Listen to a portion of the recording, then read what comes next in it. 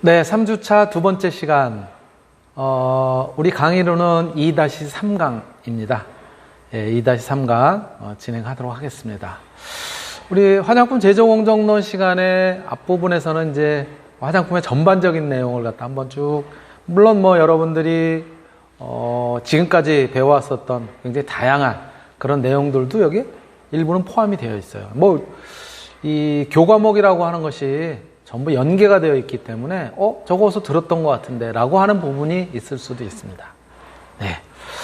자, 그래서 우리가 이제 조금은 이제 서론적인 부분, 화장품 전반에 관련된 이야기를 갖다가 이제 계속 하고 있는데요. 자, 조금 전에 우리 앞 시간에서는 화장품의 정의라든가 또 기능성 화장품에 대한 이야기, 또 외국의 사례, 이런 것들 같이 이제 들어서 이야기를 했고, 특히 기능성 화장품의 경우에는 우리나라에서 의약 외품하고도 연관성을 갖다 가지고 있기 때문에 그런 것들하고 어떤 연관성을 가지고 있는지에 대한 이야기도 같이 한번 살펴봤어요. 자, 그런데 이 화장품은 사실은 그냥 만들 때 굉장히 단순하다기보다는 조금은 어떤 기술적 그런 요소들을 갖다 이제 포함을 하고 있죠. 여러분들이 잘 아시는 것처럼 화장품을 만드는 과정에서의 3대 주요 공정기술이라고 얘기하면 가용화, 유화, 분산이라고 이야기하지만 이 가용화, 유화, 분산조차도 어떻게 보면 소위 이야기하는 미들텍, 그냥 그렇게 어렵지 않은 기술적 요소라고 이야기하기도 하는데요. 또 사실 또 뜯어보면 최근에 어쨌든 기술 발전 이런 것들하고 연관을 짓는다면은 하이텍 부분까지도 지금 그 화장품에서 필요로 하는 그런 요소이기도 합니다.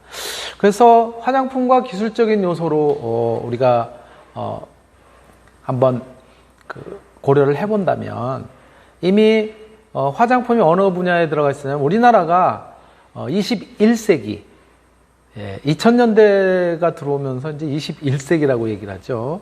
21세기 아주 초반, 즉 2001년 12월에 국가과학기술위원회라고 있어요.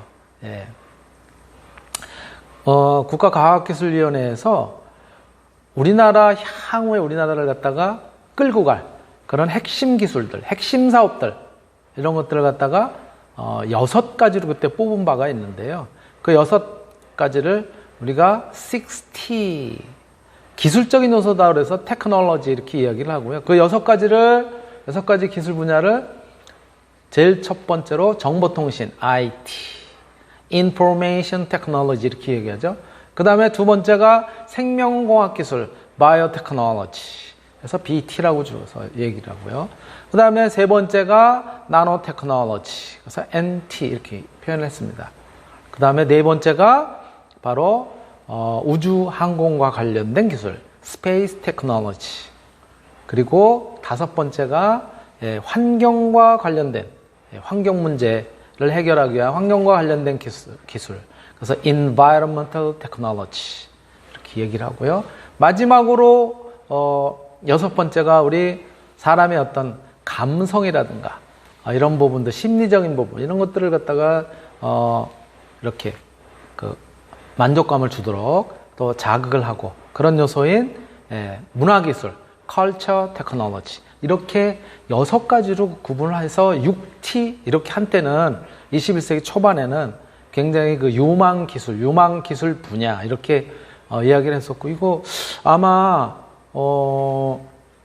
여러분들이 태어난 이후에 그쵸? 태어난 이후에 이제 얼마 안 돼가지고 나왔었던 진짜 어린 시절의 이야기이기 때문에 기억하기 어렵겠지만은 중고등학교 때 시험도 나오고 그랬었던 것들이에요. 그런데 그 중에 정보통신이라고 하는 IT 분야들은 통신과 관련된 기술의 모든 그런 분야들. IT 특히 이제 소재와 관련해서는 TFT LCD, 그 당시는 TFT LCD였었는데 지금은 어디까지 왔죠? OLED까지, QLED까지 왔죠. 그쵸? 그리고 반도체의 경우에도 이제는 독자적으로 이렇게 반도체 이렇게 떨어지는 것이 아니라 뭐 NT 나노 기술하고 해서 뭐 몇 나노 공정 뭐 이런 거 많이 들어봤잖아요. 이렇게 복합적으로 지금 이제 진행이 되고 있습니다. 2차 전지는 뭐 예? LG 화학이 지금 그죠? 배터리, 자동차 전지라든가 이런 것들로 굉장히 지금 각광을 받고 있죠. 광섬유, 또 뭐 탄소 나노 섬유, 또 뭐 그래핀, 뭐 등등의 굉장히 그 다양한 것들이 나오고 있죠. 또 BT의 경우도 생명현상과 관련된 기술로서 의약품이라든가 식품, 의학 중에서도 또 진단기술, 그쵸? 또 최근에는 코로나19와 연관돼서 어떤 진단을 이제 그 뛰어넘어서 이제 백신과 관련된 그런 부분들. 그런데 거기에 화장품도 들어가 있다는 거예요. 바이오테크놀로지. 예. 그다음 환경, 농업, 또 해양. 그다음 나노테크놀로지 아까 말씀드렸던 것처럼 10의 마이너스 9승미터에 해당되는 굉장히 미세한 크기를 갖다 가지고 어떤 기능을 갖다 발휘할 수 있는 화장품에도 나노테크놀로지가 도입되어 있죠. 그렇죠? 리포솜이라든가 또는 이 마이크로 플루이다이제이션이라고 해서 그래서 여러분들 플루이딕스 이렇게도 이제 표현하는데요. 거의 반투명상의 유화 제품인데 그런 나노 유화, 나노 에멀전 뭐 이런 표현도 들어가 있잖아요. 그런 것들도 포함되어 있고요. 그래서 바이오테크놀로지, 나노테크놀로지가 이 화장품하고도 굉장히 밀접한 관련성을 가지고 있고 또 우주항공 기술은 조금 이제 떨어져 있긴 하지만 파인 세라믹, 연료, 엔지니어링과 관련된 뭐 이런 등등의 것들. 그 다음에 인바이러먼탈 테크놀로지도 사실은 화장품하고도 연관이 돼 있어요. 용기라든가 쓰고 나서 버리는 이런 문제들. 그래서 환경오염을 저감하고 예방 복원하는 또는 분리하거나 처리하는 청정에너지 공정개발 이런 부분. 그 다음에 이제 컬처 테크놀로지 문화기술 부분에서도 어떤 감성적인 요소라든가 최근에 미디어와 관련된 영상 또는 기억소자 또 세라믹 기술 굉장히 다양한 요소들에 그렇죠? 우리 BTS니 또 블랙핑크니 세계를 갖다가 아주 지금 쥐었다 폈다 하는 그런 인기를 갖다 얻고 있고 또 영화 같은 경우도 미나리, 기생충 이런 것들이 세계 사람들에게 어필할 수 있는 이러한 요소들이 테크놀로지와 연관이 되어 있어서 그래서 우리나라를 갖다 향후에 이끌어갈 그런 핵심 사업이다라고 이제 이렇게 이야기를 한 바 있습니다. 자, 그렇다면 화장품의 과학적인, 기술적인 요소 이런 것들은 무엇과 연관이 되어 있을까? 화장품이라고 하는 것은 굉장히 다양한 그런 기술 분야하고 연관성을 갖다 가지고 있어요. 저 위에 보시는 것들이 왼쪽에 피부 모발학, 그렇죠? 우리가 이제 주로 대상으로 하는 그런 우리 몸의 가장 바깥쪽에 존재하는 그렇죠? 그런 이제 기관인 것이죠. 그런데 저 피부 모발학과 연관이 돼서 보습이라든가 또 제형을 갖다 만드는 데는 콜로이드 화학, 또 콜로이드 화학은 결국은 수상이냐 유상이냐를 갖다 또 다루게 되는 계면과학. 그래서 계면과학적인 특성은 또 점성이라든가 탄성이라든가 이런 것들하고 연관이 되어 있기 때문에 레올로지, 유변학이라고 그러죠. 그러면서 계면의 특성과 연관돼서 미생물, 또 어떤 제품의 분석과 관련된 분석화학, 그리고 넓은 의미에서 공정과 관련된 화학과학, 또 화학공학과 연관이 되어 있는 어떤 약학, 또 분체공학, 분말을 갖다 다루는 거죠. 그리고 향료, 그 다음에 기술과 관련된 조금 전에 말씀드렸던 NT, BT, ET 등등의 그리고 향료라든가 이런 것들은 우리 심리적인 안정감 이런 것들도 가져다 줘요. 그래서 감성학, 심리학과 연관이 되어 있고요. 그렇죠? 이제 감성적인 부서들. 예를 들어서 발림성이 좋다라든가 느낌이 좋다라든가 산뜻한 느낌을 이런 것들은 감성공학적인 요소. 그래서 심리학하고도 연관이 되어 있고 또 컬러적인 측면에서는 밝고 용모를 밝게 변화시켜 라고 하는 측면에서 색채학. 이런 것들이 굉장히 다양한 학문 분야하고 연관이 되어 있는 것이 화장품 과학 분야라는 거예요. 그래서 이 화장품 과학도 이제는 거의 종합학문이다 라고 이야기를 해도 지나치지 않은 그런 분야라고 볼 수가 있는 것이죠.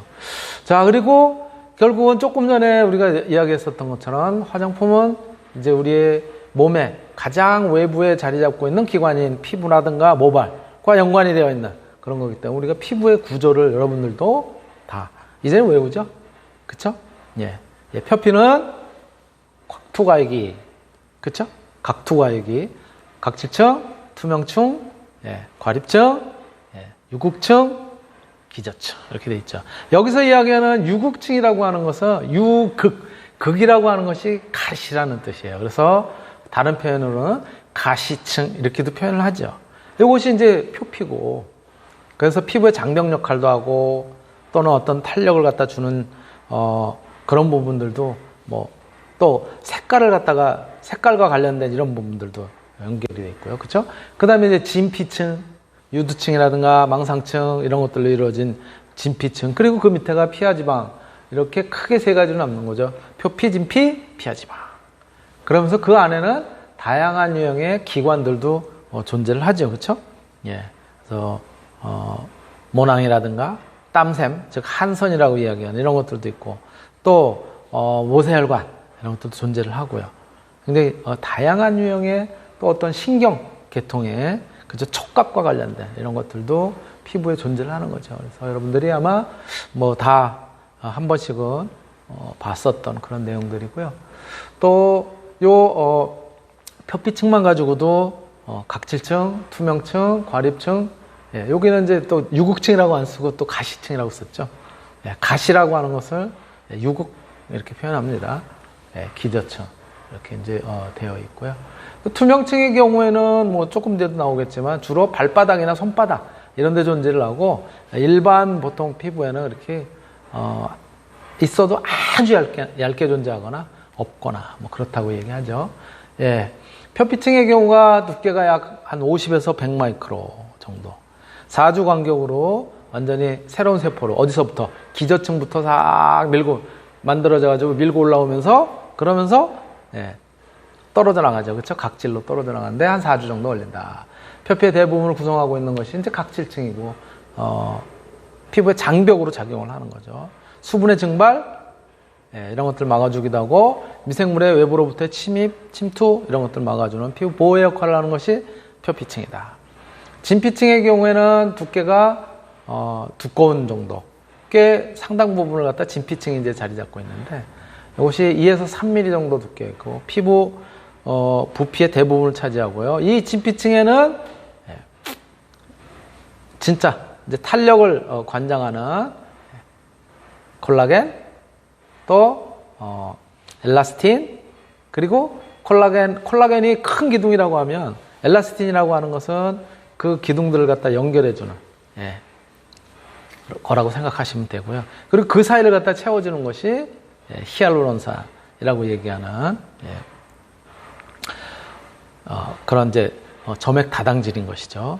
그리고 피하층에는 진피 하부에 연결돼서 느슨한 구조를 가지고 있고, 체온 조절을 하는 그런 역할을 갖다 이제 주로 이제 하게 되고, 외부 충격을 갖다 완화시키기도 하고, 그렇죠? 체온 조절 역할을 한다는 것은 열이 밖으로 안 빠져나가도록, 그렇죠? 그리고 피부를 다른 기관 내, 다른 내부 기관에 고정시키는 그런 역할도 이제 같이 피하지방층이 이제 하고 있는 거고요. 자, 이러한 피부의 기능은 앞에서 한번 이야기를 했지만, 생리적인 기능으로서 보호작용, 체온조절작용, 그 다음에 감각작용, 분비배설, 또 흡수, 호흡, 그 다음에 비타민 D를 갖다 합성하기도 하고, 비타민 D를 합성하기 위해서 뭐가 필요하다고요? 태양, 그죠? 햇빛이 필요하죠. 그 다음에 면역작용, 표정작용, 또 피부 외용제를 갖다 사용하는 그런 이제 대상으로 작용이 되는 것이 바로 피부인 것이죠. 자, 이러한 피부는 제가 보는 현재, 저만 그렇게 보는 건 사실 아니지만, 많은 사람들이 각질층의 수분을 어느 정도 함유하고 있느냐, 이런 거에 따라 가지고 피부가 제대로 자기의 기능을 갖다 잘 하고 있느냐, 아니면 기능을 갖다가 하는데 영향을 갖다 받고 있느냐, 이런 이야기를 합니다. 각질층의 적정 수분 함량은 보통 15에서 25 사이. 평균은 13에서 15 정도.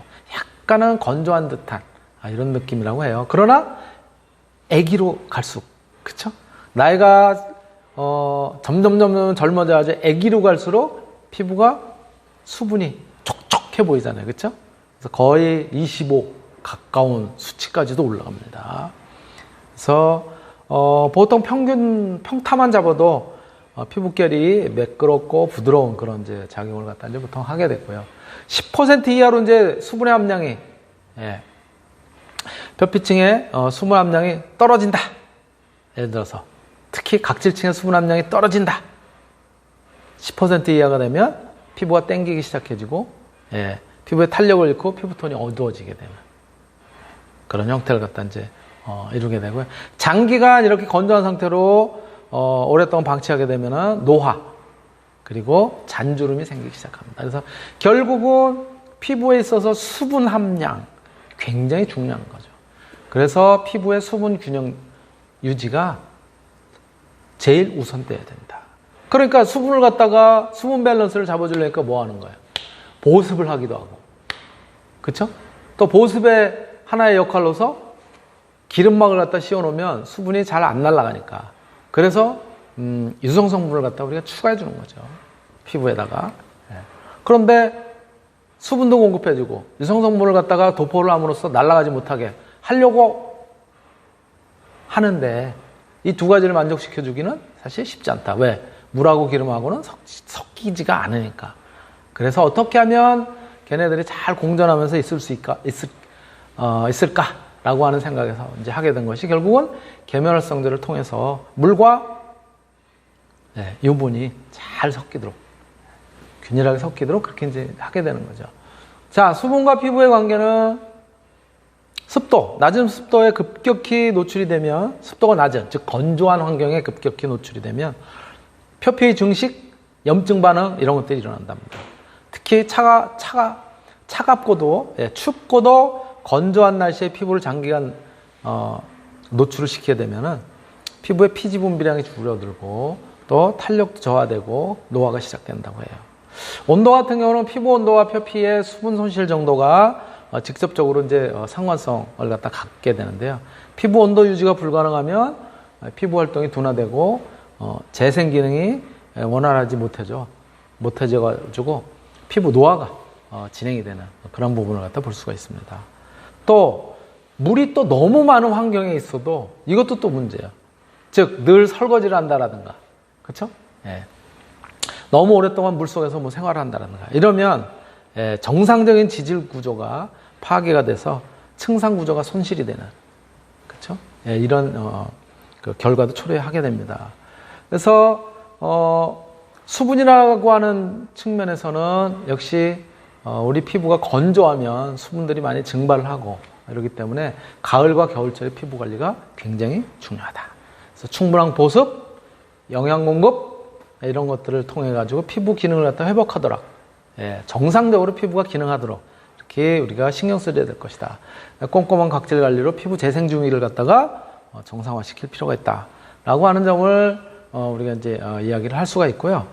자, 이건 뭐야? 뭐 그래프도 아니고 모는종이도 아니고, 여기에 습도를 나타내는 도표예요.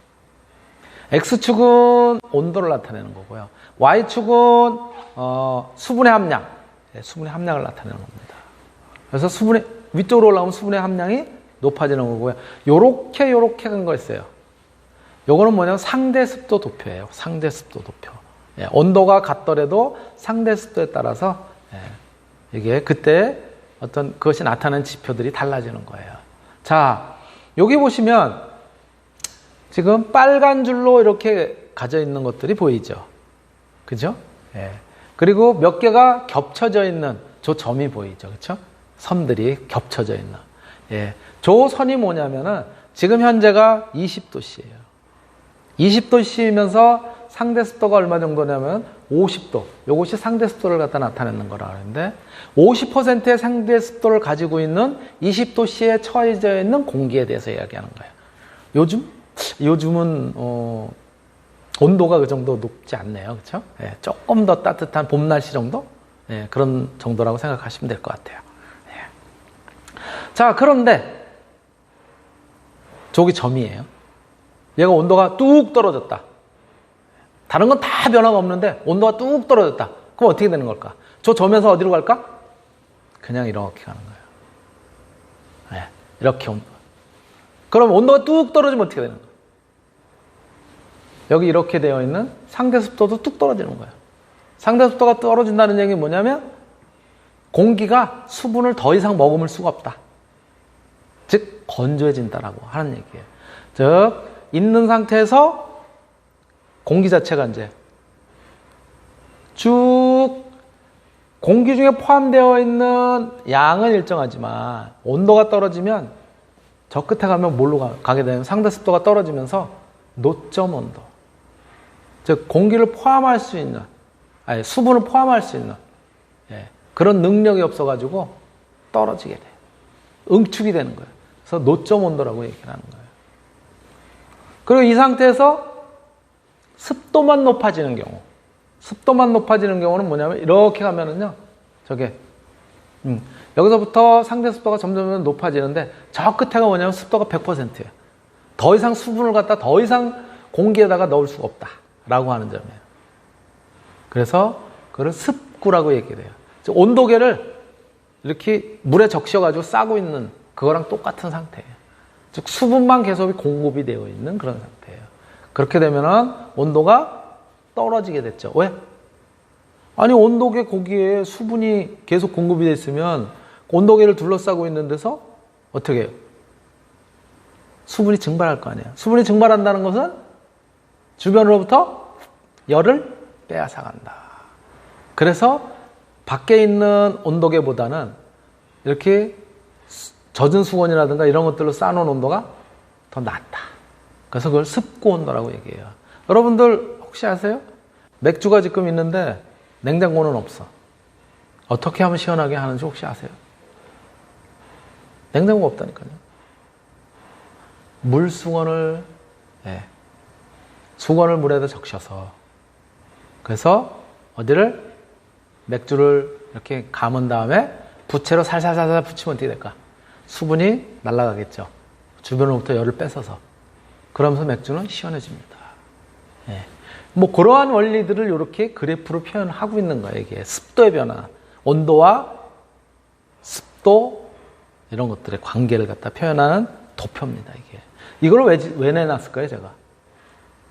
지난 시간에 한번 제가 설명을 했었던 거예요. 북서풍이 부는 겨울이냐, 동풍이 서서히 불기 시작하는 봄이냐예요. 북서풍이 불면 저쪽에서 서풍이 부니까 바다 건너오면서 수분을 잔뜩 먹은 녀석이 어떻게 된다고요? 대관령까지 이제 산을 갖다 올라가야 되는데 산을 올라가면 어떻게 된다고요? 온도가 점점 낮아진다. 온도가 낮아진다는 거는 수분을 더 이상 머금을 수가 없다. 공기가. 그럼 수분을 더 이상 머금을 수 없으면 응축돼가지고 물을 버려야 된다. 물을 버린다는 것이 결국은 눈이 돼가지고 내려오는 거예요. 이렇게 북서풍이 드는. 그래서 우리 이쪽 충청도, 전라북도 겨울에 서풍이 불면서 뭐랄까 저기압인 그런 공기들이 쭉 유입이 되면 눈이 막 오는 거예요. 그냥. 무주, 홍성 눈 올 때 많이 오잖아요. 그렇죠? 그것도 젖은 습설이라고 하는 것들. 반대로 이제 동풍이 서서히 불기 시작하는 한 2월 정도 되면 어디가 눈이 많이 온다 그랬어요. 제가 강릉이. 왜? 동해안을 거쳐가지고 습했었던 그런 공기가 또 설악산을 넘으려니까는 꼭대기로 올라오면서 온도가 낮아지면 더 이상 수분을 더 이상 머금을 수가 없다. 그럼 떨어뜨리는 거예요. 강릉 쪽 막 떨어뜨리는 거예요. 속초 쪽. 그런 것들을 의미하는 거고, 바로 이렇게 온도가 낮아지면 더 이상 수분을 포함할 수 없어서 그래서 이렇게 응축이 되는 대표적인 예가 물컵에 맺히는 이슬. 항상 물컵에는 이슬이 맺히나요? 그렇지는 않죠. 어떨 때 맺혀요? 저 물컵의 온도가 이 외부, 그쵸? 방 안의 온도보다 낮을 때, 어떤 때 얼음물이 들어있거나 이럴 때는 저렇게 다 한참 더가지고 방 안의 온도하고 같으면 전혀 응축이 안 되죠. 그런 얘기를 갖다 지금 이제 하고 있는 거죠. 이게 보여드리는 거고, 예. 바로 피부의 상태도 수분이 굉장히 중요하다라고 말씀을 드렸고, 수분만 측정하는 것은 아니고 피부의 상태를 측정하는 다양한 방법이 있는데, 피부의 표면 형태, 얼마나 매끄러운가, 요철이 없나, 예. 그 다음에 각질층의 수분량 측정, 또 각질층으로부터, 이 피부의 표피층으로부터 수분을 뺏기는 정도가 어느 정도 되는가, 그것을 우리가 뭐라고 얘기하면 경피 수분 손실량. 경피가 뭡니까? 경피. 예, transepidermal. 예, 수분, water. 그 다음에 손실, loss. 그래서 TWL 이렇게 이야기합니다. 네. 바로 경피 수분 손실량을 측정함으로써 우리가 얼마만큼 피부가 보습 능력을 가지고 있느냐. 예, 수분을 잘 묶어두려고 하는 그런 기능을 하고 있느냐라고 하는 것을 알 수가 있고요. 그 다음에 피부의 각화도 측정이라든가, 피부의 유분량 측정이라든가, 피부의 pH 또는 피부의 탄력도, 이런 것들을 측정함으로써 우리의 피부가 어느 정도 건강한지, 또 어떠한 타입에 들어가는지를 우리가 얘기를 하죠.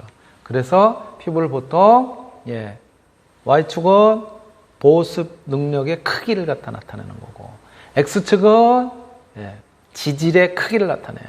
그래서 보습 능력도 크면서 지질도 많은 경우를 뭐라고요? 우리가 지성 피부.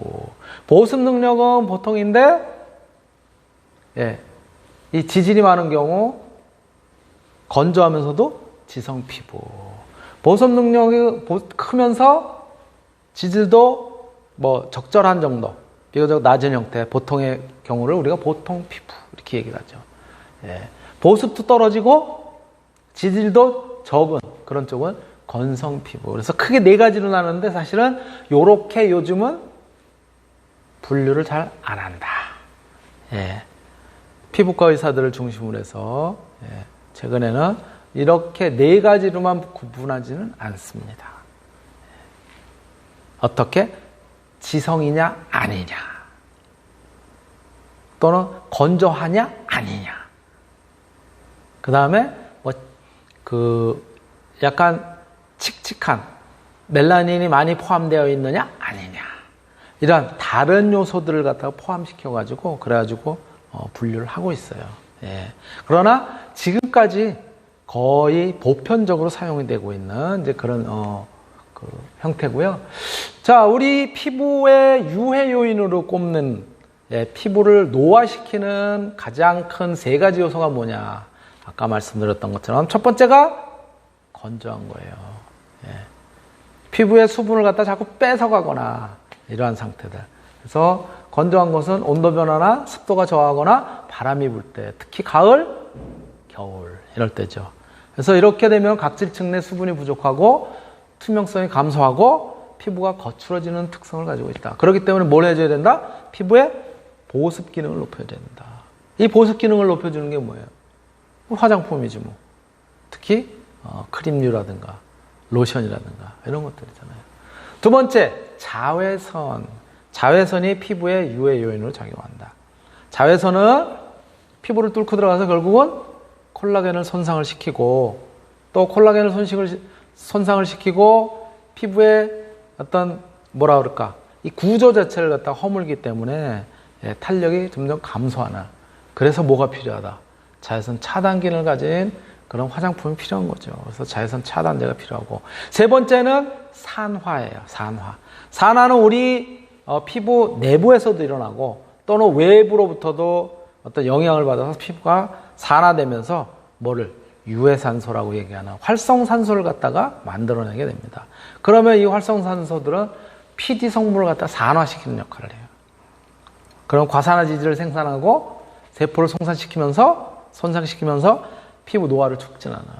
그래서, 예, 노화 방지를 하는 그런 이제 역할을 우리가 주의를 해야 됐다, 주목해야 될 필요성이 있다라고 하는 부분을 말씀드리고요.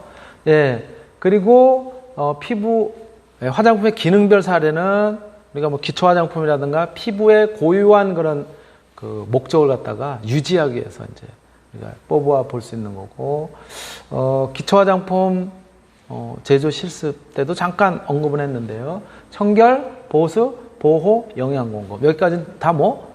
기초 화장품이 하는 역할. 그 다음에 미화작용. 이것이 색조 화장품이 하는 역할. 그래서 베이스 메이크업이라든가 또는 포인트 메이크업은 5번째 들어가는 거고, 나머지 영양 공급, 보호, 보습, 청결은 대부분 기초 화장품에 들어간다. 그 종류를 갖다 살펴보셔도 그렇다는 것을 갖다 쉽게 알 수가 있습니다.